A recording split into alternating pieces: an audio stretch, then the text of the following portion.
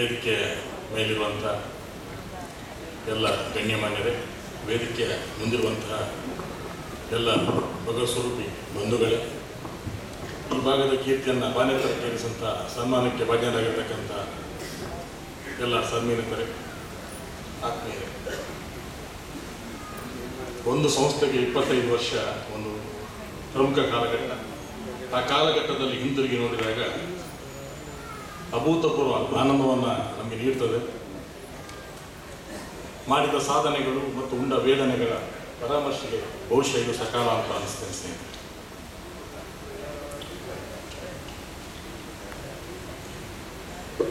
ಬಲವಿದ್ದ ಕಾಲಕ್ಕೆ ಕರೆದು ದಾನ ಮಾಡು ಎನ್ನುವಂಥ ಮಾತನ್ನು ಒಂದು ಕಡೆ ಹೇಳ್ತಾರೆ ಸ್ನೇಹಿತರೆ. ನಮ್ಮ ಸಂಸ್ಕೃತಿ ಅಂತದ್ದು. ಜಯಣ್ಣ ಬಹುಶಃ ನನ್ನ ಬದುಕಿನಲ್ಲಿ ಪ್ರಥಮ ಸಲ ಇಂಥ ಒಂದು ಕಾರ್ಯಕ್ರಮವನ್ನು ನೋಡ್ತೀವಿ. ನಾನು ಒಂದು 500ಕ್ಕಿಂತ ಹೆಚ್ಚು ಕಾರ್ಯಕ್ರಮದಲ್ಲಿ ಭಾಗವಹಿಸಿದ್ರು ಕೂಡ ಈ ಥರ ಒಂದು ಶಿಸ್ತುಬದ್ಧ ಒಂದು ಕಾರ್ಯಕ್ರಮ ತಾವು ಹೇಳ್ತಾ ಇದ್ರಿ, ಅದು ನಾನು ನಂಬಿರ್ಲಿಲ್ಲ. ನಮ್ಮ ಸಂಸ್ಕೃತಿ ಅಂತದ್ದು.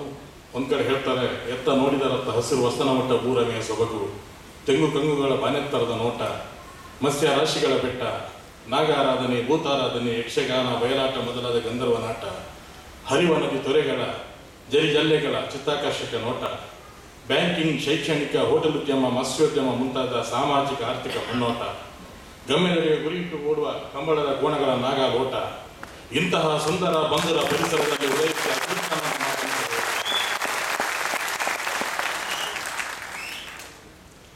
ಬಲ ಹೋದ ಕಾಲಕ್ಕೆ ನೆಲವೆತ್ತು ಬಡಿಯುವುದು, ಕುಲಚಲವು, ಕಲಹಸಿರಿ ಸಂಗ್ರಾಮಗಳು, ಬಲವಿರುವ ತನಕ ಮೈ ಬಲವಿರುವ ತನಕ ಎನ್ನುವಂತೆ ಕೈ ನಡೆಯೋ ಕಾಲಕ್ಕೆ ಮೈ ನಡೆಯೋ ಕಾಲಕ್ಕೆ ನಾವು ಏನಾದ್ರು ಒಳ್ಳೆಯ ಕೆಲಸವನ್ನು ಮಾಡಬೇಕಂತೆ. ಅದಕ್ಕೆ ಉದಾಹರಣೆ ಇವತ್ತು ನೀವು ನಿಂತೀವಿ ಸ್ನೇಹಿತರೆ.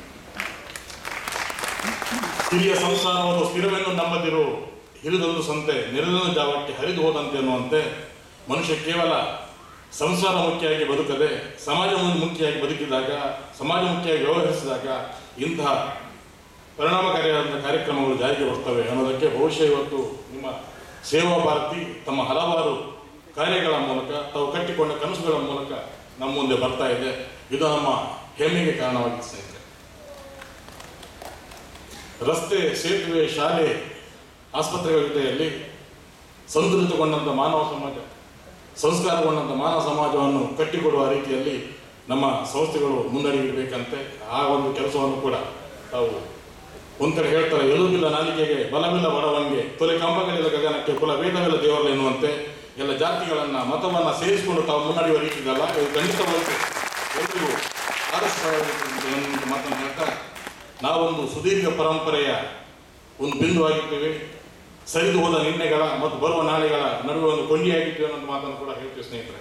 ಕೊಂಡಿ ಕಳಚದ ಹಾಗೆ ಬಿಂದು ಸಾರ್ಥಕ ಬದುಕನ್ನು ಮುನ್ನಡೆಸುವ ಹಾಗೆ ಕೂಡ ಜವಾಬ್ದಾರಿ ಜಾಗೃತವಾಗಬೇಕಂತ, ಹಾಗೆ ಜನ್ಮಜಾತ ಪ್ರವೃತ್ತಿ ಆಗಬೇಕಂತ ಒಂದು ಅಗತ್ಯ ಕೂಡ ಇವತ್ತಿನ ದಿವಸಗಳಿದೆ. ಆ ಕೆಲಸವನ್ನು ಕೂಡ ತಾವು ತಮ್ಮ ಉಜ್ವಲವಾದಂಥ ಒಂದು ಆಶಯದೊಂದಿಗೆ, ಒಂದು ಭವಿಷ್ಯದೊಂದಿಗೆ ತಾವು ಮುನ್ನಡೆಯುವಂಥದ್ದು ಕೂಡ ಇವತ್ತು ಗಮನಿಸಬೇಕಾಗ್ತದೆ ಸ್ನೇಹಿತರೆ.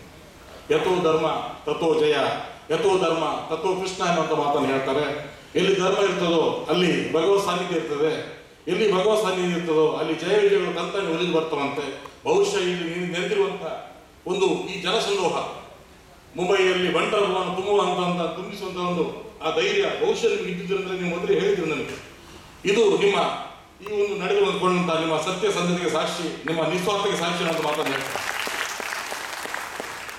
ಎಲ್ಲ ಕಾಲಕ್ಕೂ ಎಲ್ಲವನ್ನು ಧಾರಣೆ ಮಾಡುವಂಥದ್ದು ಧರ್ಮವಾದರೆ, ಕಾಲ ಕಾಲಕ್ಕೆ ಮಾನವನ ಬದುಕನ್ನು ನಿರೂಪಿಸುವ ವಿಶಿಷ್ಟ ದ್ರವ್ಯ ಅದು ಸಂಸ್ಕೃತಿ ಅನ್ನೋ ಮಾತನ್ನು ಹೇಳ್ತಾರೆ. ಸಂಸ್ಕೃತಿ ಶ್ರೀಗಂಧ ಬದುಕಿನ ಬಂಧವನ್ನು ಪೋಷಿಸಿ ಸಾಗಬೇಕು. ಇದು ನಮ್ಮ ಉಜ್ವಲತೆಗೆ, ನಮ್ಮ ಐಕ್ಯತೆಗೆ ಕಾರಣವಾಗಬೇಕೆನ್ನೋದು ಮಾತನ್ನು ಹೇಳ್ತಾ, ಬಹಳ ಖುಷಿಯಾಗಿತ್ತು ನೀವು 5 ಜನ ಕಲಾವಿದರು ಸನ್ಮಾನ ಮಾಡಿದ್ರಲ್ಲ, ಅವರಿಗೆ ನಿಧಿಯನ್ನು ಕೊಟ್ಟರಲ್ಲ. ಇದು ಖಂಡಿತವಾಗಿಯೂ, ಯಾಕಂದರೆ ಸಂಕಟಗ್ರಸ್ತರ ಸಮಾಧಾನದಿಂದಲೂ ವ್ಯಾಜ್ಯಗಳೆಲ್ಲವೂ ತ್ಯಾಜ್ಯವಾಗುವಂತೆ ವ್ಯಷ್ಟಿತದೊಂದಿಗೆ ಸಮಷ್ಟಿತವು ಮೇಳೈಸಿ ಬಂದ ಎತ್ತರದ ನಿಲುವು ನಮ್ಮದಾಗಬೇಕು.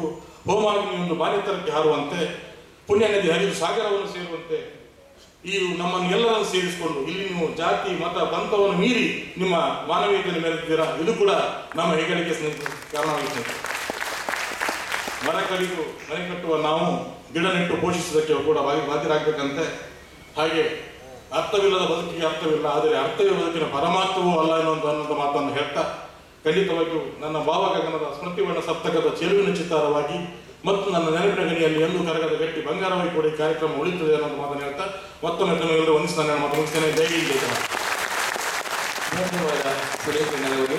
ಪ್ರಾಸಬದ್ಧವಾಗಿ ತಮ್ಮ ಕವಿತೆಯ ಪಾಂಡಿತ್ಯವನ್ನು ತೋರಿಸಿ ನಮ್ಮೆಲ್ಲರಿಗೆ ನೀವು ಶುಭ ನುಡಿಗಳನ್ನು ನೀಡಿದ್ದೀರಿ. ಈಗ ಇನ್ನೋರ್ವ ಅತಿಥಿ ಸದಾಶಿವ ಎಸ್ ಶೆಟ್ಟಿ ಅವರಿಗೆ